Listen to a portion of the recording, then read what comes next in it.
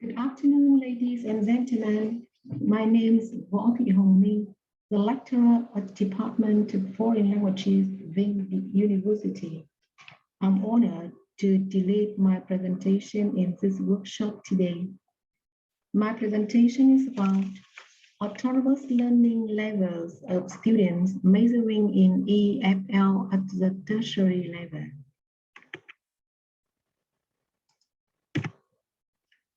The presentation consists of 5 parts. Part 1, introduction. Part 2, definitions of autonomous learning and learner autonomy. Part 3, autonomous learning levels of students at Vinh University. Part 4, implications for teachers. And the final part is a conclusion. Now let's start with the introduction. Autonomous learning is the most important factor that determines one's academic success, especially in tertiary contexts. Students who learn autonomously are more capable in critical thinking and problem solving than their peers who are non-autonomous. Therefore, autonomous learning is considered a vital competence all students are designed to possess in the 21st century. Over the past few decades, autonomous learning has emerged as one response to emerging challenges and changes in educational field in relation to teaching and learning theories, learning styles and strategies, and approaches that can meet the needs of the job market.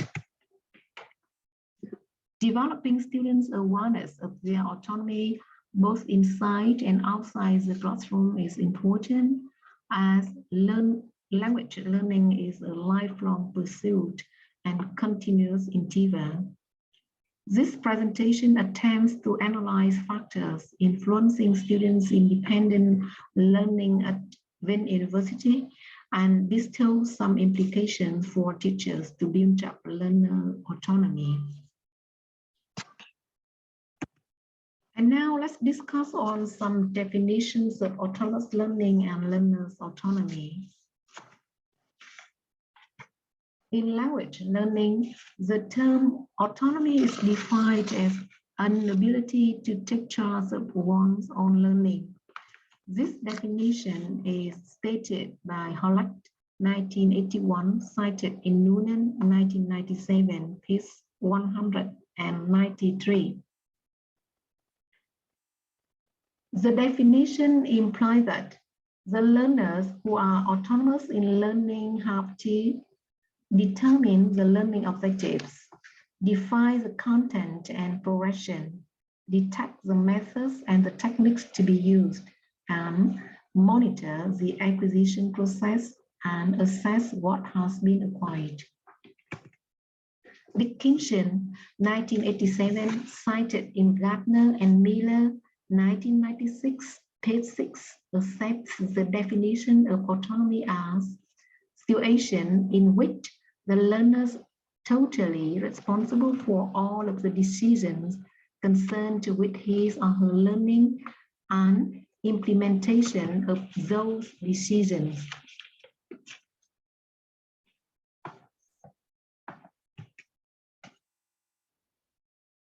Lenidem, as cited in Sinclair, 2000, page 6, identified a learner's autonomy as a readiness to take charge of one's own learning in the service of one's needs and purposes. This entails a capacity and willingness to act independently and in cooperation with others as a socially responsible person.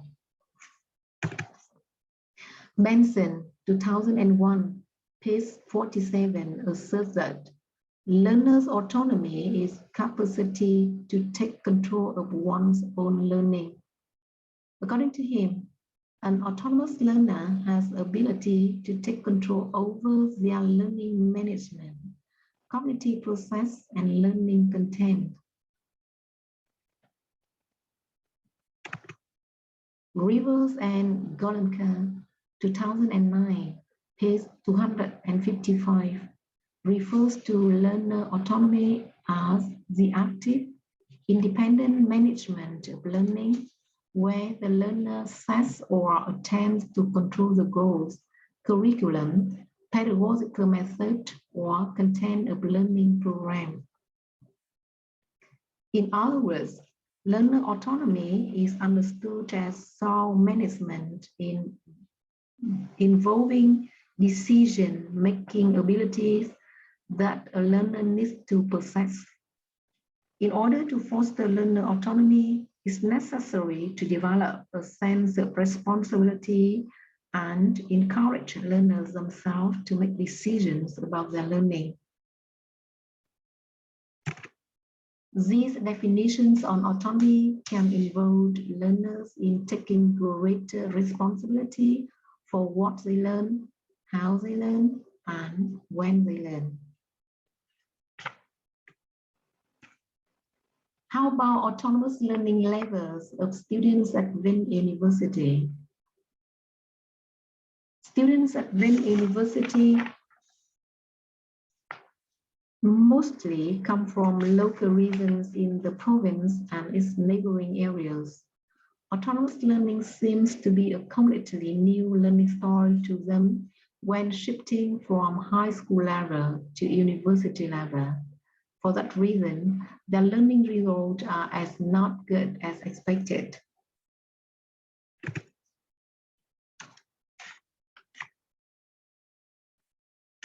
We conducted a survey with a number of questionnaires relating to students' learning time outside classroom and their learning stories on 154 English major students.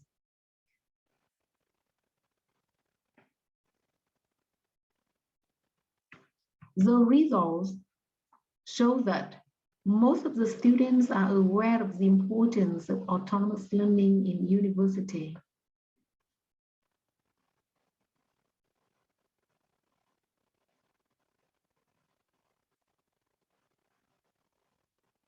According to them, autonomous learning helps to widen their knowledge, build up work ethic, so that they can meet the demands of their future job.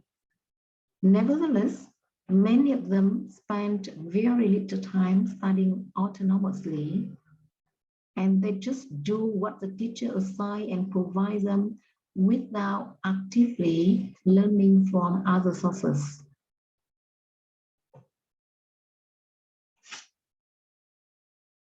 This proves that they still lack motivation for autonomous learning.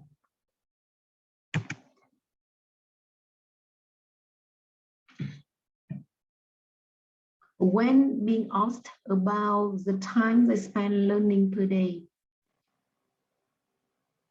of 144 students doing the survey, only 58 students spend between 3 and 4 hours on autonomous learning. This figure accounts for approximately 38%.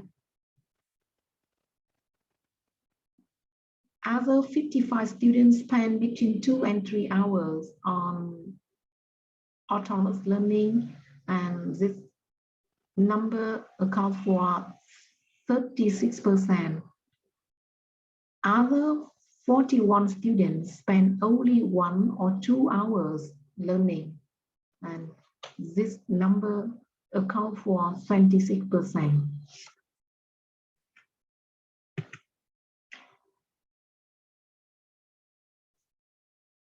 Regarding to the learning style, when being asked about the way to study, 96 students, which account for 62.3%, actively learn from the materials provided by the teachers and from other resources. Meanwhile, there are 58 students which account for 37.7%, trying to complete tasks by reading the materials provided by the teacher only. They complain that They do not have enough time studying because there are many subjects they have to study at the same time. This number is 100 students, accounting for 64.9%. Other complaint about not learning autonomously is they can't choose suitable materials for study, which account for 57.1%. 80 students out of 150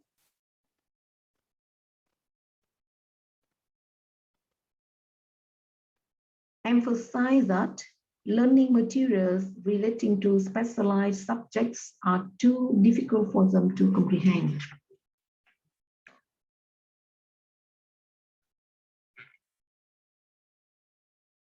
Although they are aware of the necessity of autonomous learning, students are still lack of motivation for autonomous learning. To achieve learning outcomes and orientate work ethic towards students, an attempt to promote learning autonomy seems to be an ultimate task for the teachers at tertiary level.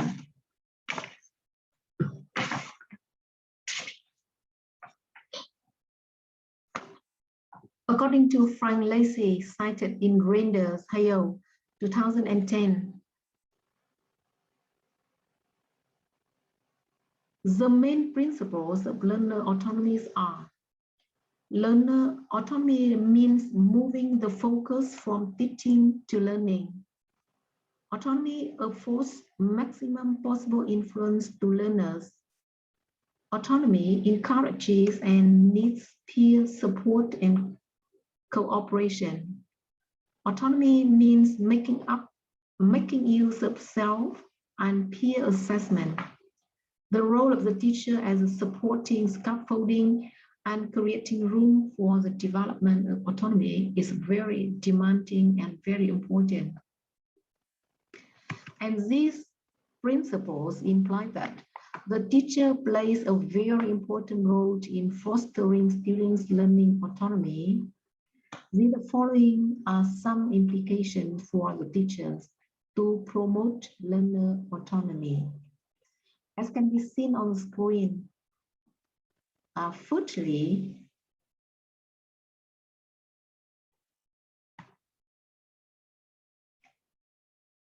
the teacher should provide clear learning objectives that meet student expectations and demands at the beginning of each course. Obviously, learning motivation arises only when the students are clear about what to learn, why to learn. Then they themselves plan directions for their study, including learning methods, techniques, materials, time, and so on.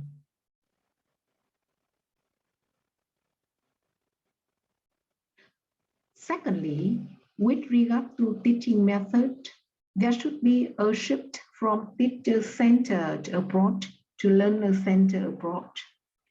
Instead of providing the learners all what they have to learn in classroom, the teacher should make use issue-relating questions beforehand and ask students to discover by themselves through materials provided or suggested. And in class, it is the students who deliver their presentations about these issues. In this aspect, the teacher plays the role of an organizer, the person who organizes activities that interest students.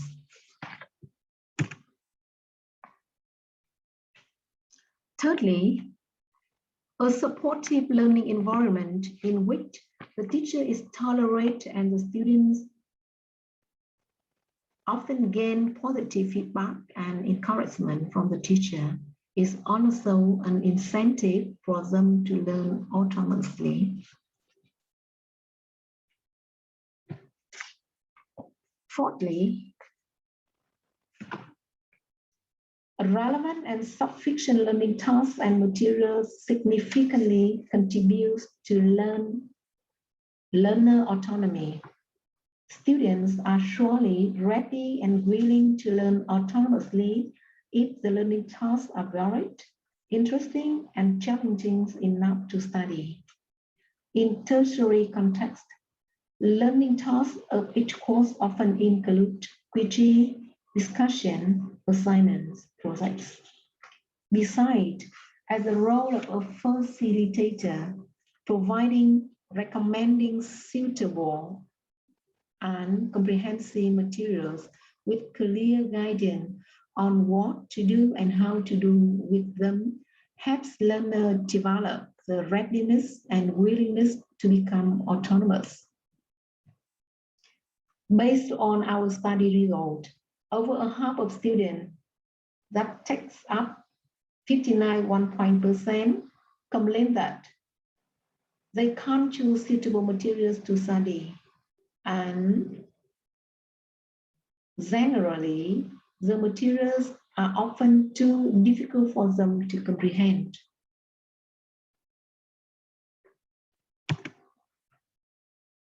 Fifthly, collaborative learning is one more important factor that helps to develop learner autonomy. Effective learning goals are achievable if students interact, negotiate, collaborate, and assess with peers. Our survey results show that 96 students, that accounts for 62.3%, prefer pair work and group work activities in their study. And finally, we think one of the most effective ways to enhance learner autonomy is online LMS.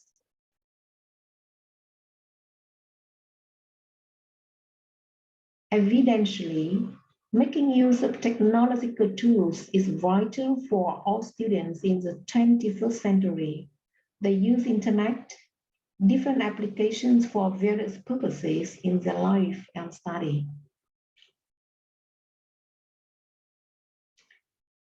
Villanueva Ruiz Madrid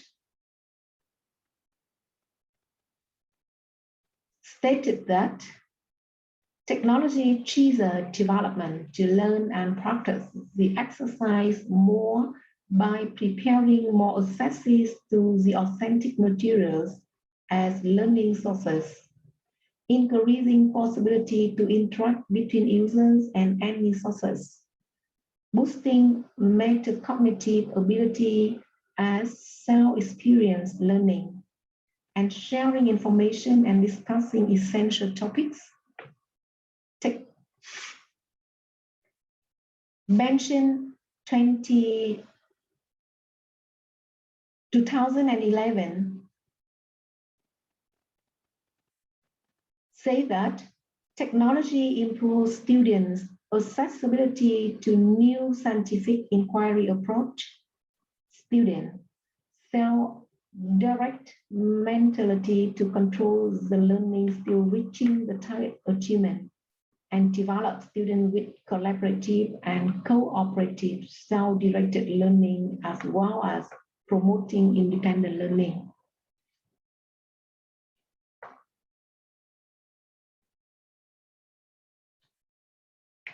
Another benefit of using technology in EFL setting is enabling students to learn across time and spaces.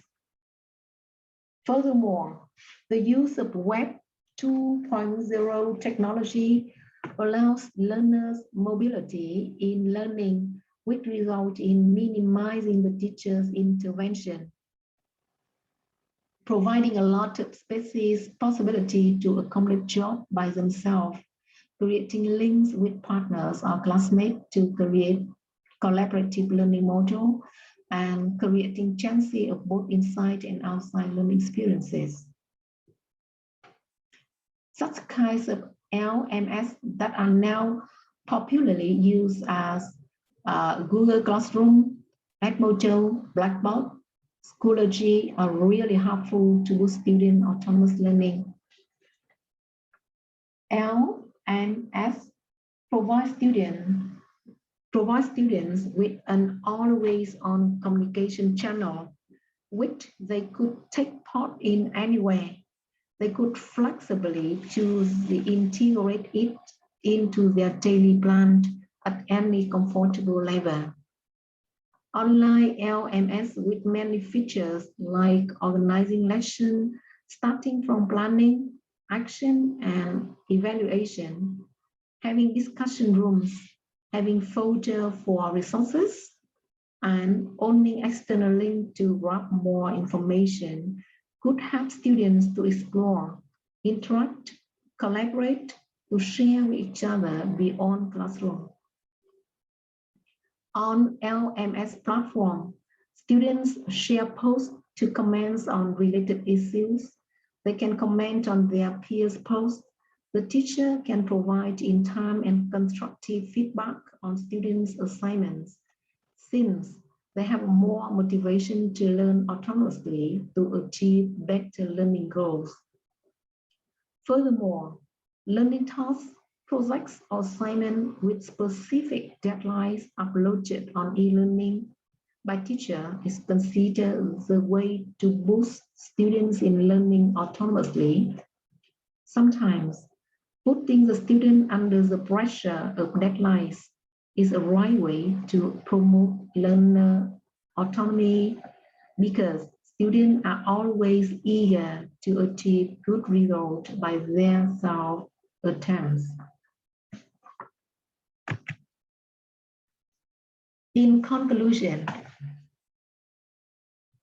in our presentation, we analyze the notion of autonomous learning and learner autonomy from different views, gave a short account of reality of autonomous learning level of English major student at Vinh University, and highlighted some pedagogical implications for teacher at tertiary context. Undoubtedly, autonomous learning is a vital competence of all students at tertiary level in the 21st century. Although autonomy can be defined differently, it mainly refers to students' main responsibilities toward their academic result.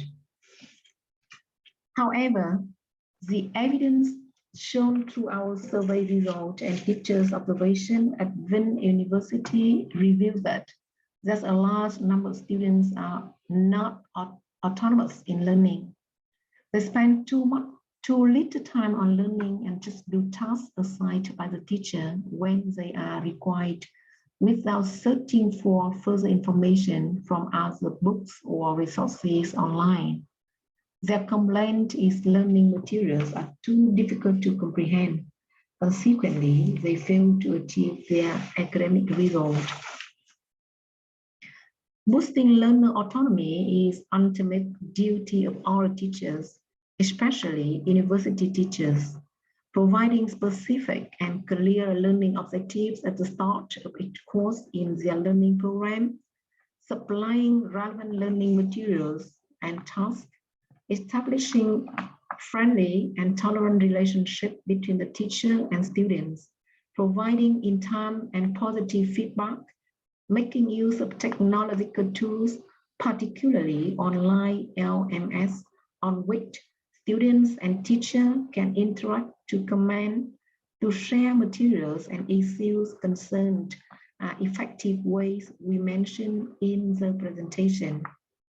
Hopefully, the presentation is a useful reference for all the teachers who are interested in how to promote learner autonomy in tertiary context. And these are the references for our presentation.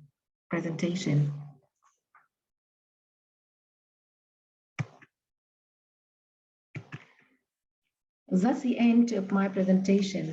Thank you very much for watching and listening.